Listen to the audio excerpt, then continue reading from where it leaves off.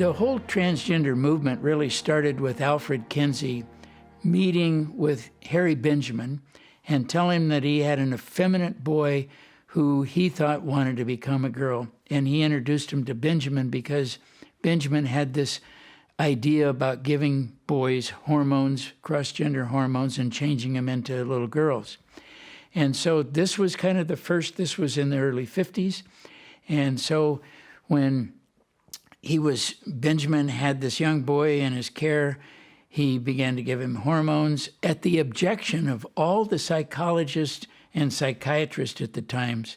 They said, this shouldn't be done. This is not good practice. But Benjamin went ahead with this therapy and sent him to Europe because that was the only place they were doing genital surgery at the time. And the boy was lost to all follow-up studies. We have no idea what happened. We don't know if he lived a successful life, if he committed suicide. Nobody knows. All we know is that's where it started. But what's worthy of noting is that both Kinsey and Benjamin were pedophile activists. They believed that it was totally appropriate for adult men to have sex with young boys. And so if you look at the mindset of the people who are advocating for gender changes, you get into a whole world of abhorrent behavior, sick thinking, sexual misconduct that most of us would never even imagine.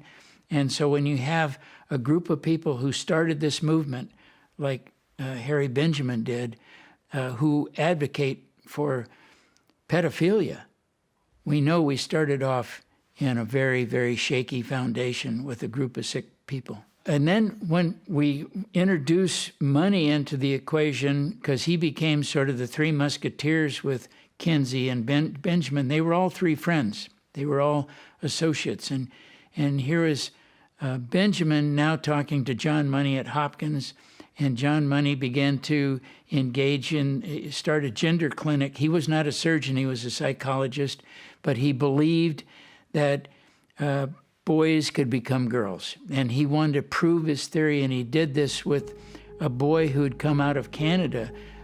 One of the boys, the Raymer twins, a famous case where the boy had had a botched circumcision, and so Money saw this as an opportunity to change the boy into a girl, because his idea was that if I change him into a girl because of this botched circumcision, that he will adapt to being a girl, he'll be able to live out his life as a girl. And so that's what Benjamin did. He changed the boy into a girl, and by the time the boy was like in his early teens, he rejected the idea of being a girl. Money, however, in all of his writings, kept saying that it was working. He kept lying, totally fabricating what was really going on.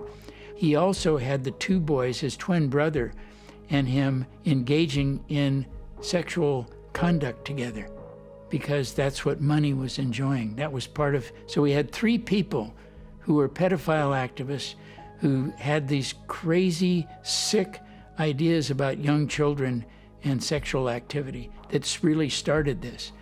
And when the end result was that both the Raymer twins ended up dying in their 30s and 40s, one from suicide, one from an overdose. So doesn't it fit that we have the very first case in this country where suicide was also the case, and that was in both the boys. One of them didn't even have surgery, but was involved in this surgical attempt with his twin brother, and both of them died.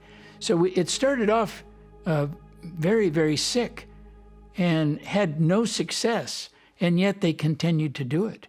They're getting away with it because it's become, today, it's all political. The medical part of it has just sort of gone by the wayside. There's no science.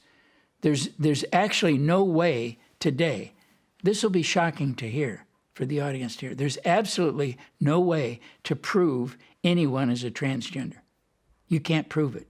You can prove somebody has the need for appendix surgery or heart surgery or lung surgery, but you cannot prove with any testing whatsoever that someone needs gender reassignment surgery. It's totally an idea.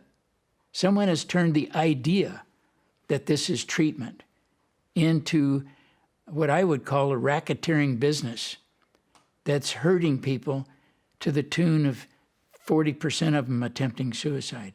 And so we're in a war with the people who on one side are changing people's genders, who are destroying lives, with the people on the other side who know Jesus Christ, like myself, who want to save their lives from the surgery. And we're the ones called names because we want to save people from a radical surgery that destroys their body and mutilates them and causes them to end up committing suicide in many cases.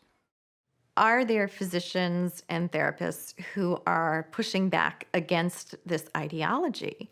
Who are they, and what's happening to them? So the short answer is yes, there are. The American College of Pediatricians, we've been the single medical organization speaking out most against this, primarily because of the dangers to children. And given sterility and all of the horrible side effects of the hormones being foisted upon kids, we've made it one of our top goals to speak the truth. The psychiatrist who has been most outspoken is Dr. Paul McHugh. He has been labeled the most important and significant psychiatrist of the United States in the last 50 years. He is a distinguished professor of psychiatry at Johns Hopkins. And although he is 85 years old, he is still in part-time clinical practice, and he still supervises medical residents in Johns Hopkins Hospital. He is just an amazing man. And the reason he has expertise in this area is that he was chief of psychiatry during the 1970s when Dr. John Money began experimenting on children, and he had continued as well, John Money did, to be involved in adult transsexual surgeries, as well as giving the adults hormones. Dr. McHugh, as chief of psychiatry, ordered a long-term study of Dr. Money's adult patients. By 1979, it was clear from the results of this study that the adults who had undergone the hormone and surgery treatments had the very same psychological problems and social maladjustments that they had before. And so the conclusion of Dr. McHugh and the study authors was, you don't treat psychological problems with surgery and hormones. This program needs to be shut down.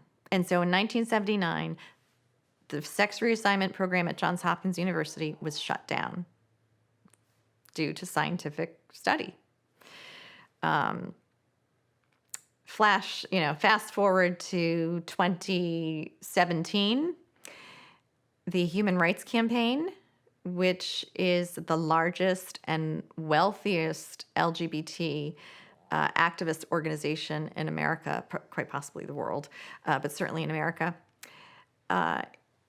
was in a position, and has been for many years now, of rating hospitals as LGBT friendly or unfriendly.